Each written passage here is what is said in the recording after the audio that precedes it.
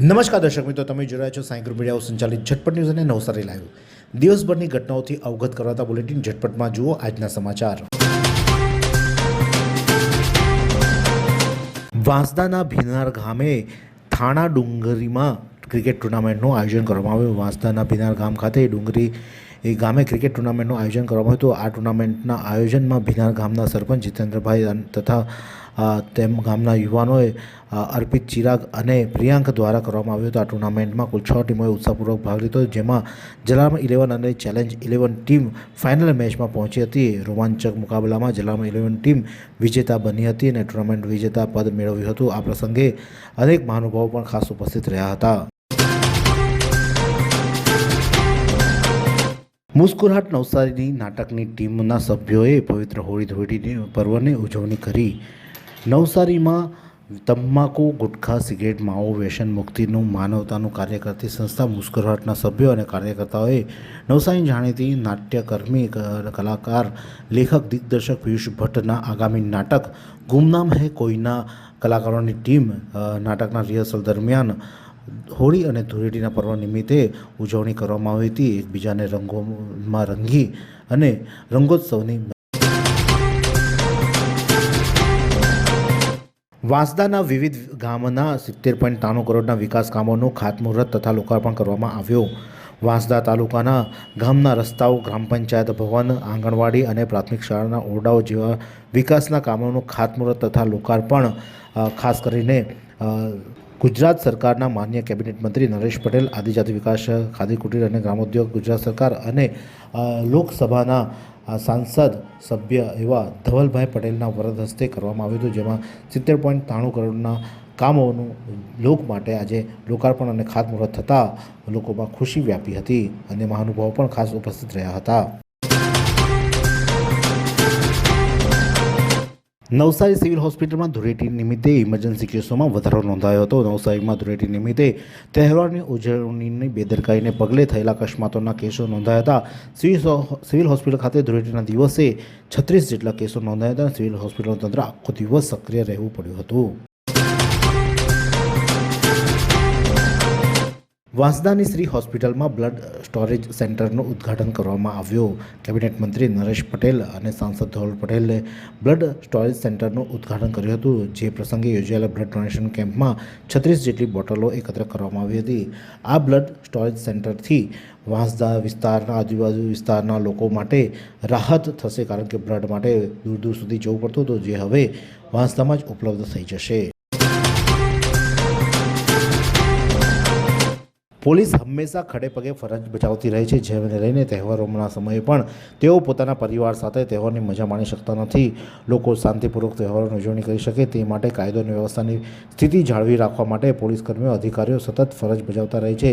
આ સ્થિતિમાં નવસારી પોલીસકર્મીઓ પણ એકબીજાને સંઘ અને અધિકારીઓ સાથે ધૂળેટી ઉજવી હતી અને એસપી રાહુલ પટેલ સહિતના ઉચ્ચ અધિકારીઓએ પોલીસ જવાનો સાથે ધૂળેટીની ઉજવણી કરી હતી.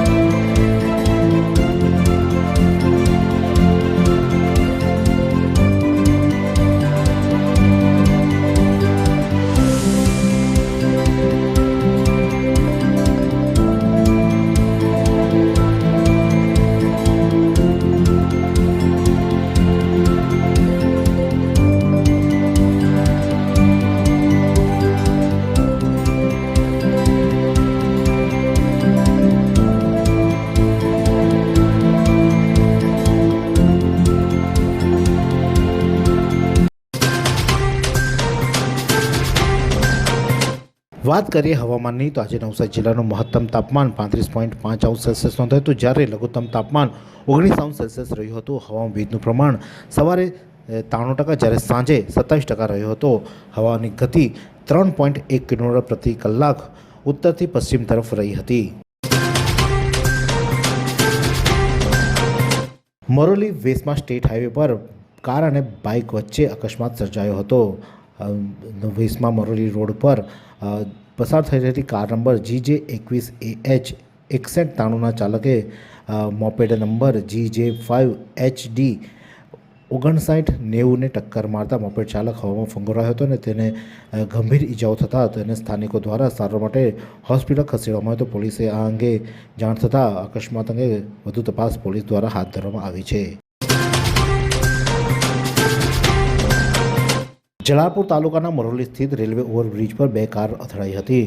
મરોલી રેલવે ઓવરબ્રિજ પર GJ05JT 5187 નંબરની કાર ઉભરાળ તરફ જઈ રહી હતી, ત્યારે ઉભરાળ તરફથી મરોલી તરફ જઈ રહેલી કાર નંબર GJ18AH 7547 નંબરની કાર રેલવે ઓવરબ્રિજ પર સામસામે એકબીજા સાથે અથડાઈ જતા ધૂળેટી હોવાથી ઉભરાળ તરફ જતા વાહનોની અવરજવરમાં વધારે ટ્રાફિક જામ સર્જાયો હતો અને અકસ્માતની જાણ થતાં જ મરોલી પોલીસ ઘટના સ્થળે પહોંચી ટ્રાફિકને કાબૂમાં લઈ અને અકસ્માત ભોગમાં વાહનોને હટાવવામાં આવ્યા હતા. જોકે સદનસીબે કોઈ જાનહાનિ ન થતાં અજુગતી ઘટના અટકી હતી. જિલ્લા ભાજપમાં રાજીનામાનો દોર ચાલ્યો હતો, તેમ છતાં પણ જિલ્લા ભાજપ પ્રમુખના પેટનું પાણી પણ હલ્યું ન હતું અને અંતે તેમણે અમુક રાજીનામાઓ મંજૂર કરી દીધા હતા અને આ રીતે તેમને આ વિવાદને શાંત પાડ્યો હતો. ત્યારે નવસારીમાં ધૂળેટી પર્વ યોજાયો હતો BR ફાર્મ ખાતે. ત્યાં ભૂરાભાઈ જ્યારે સ્ટેજ પર પહોંચ્યા હતા અને ત્યારે બાપ તો બાપ રહેગા સોંગ વગાડી કોણે જવાબ આપવામાં આવ્યો હતો તે તમારે વિચારવાનું છે.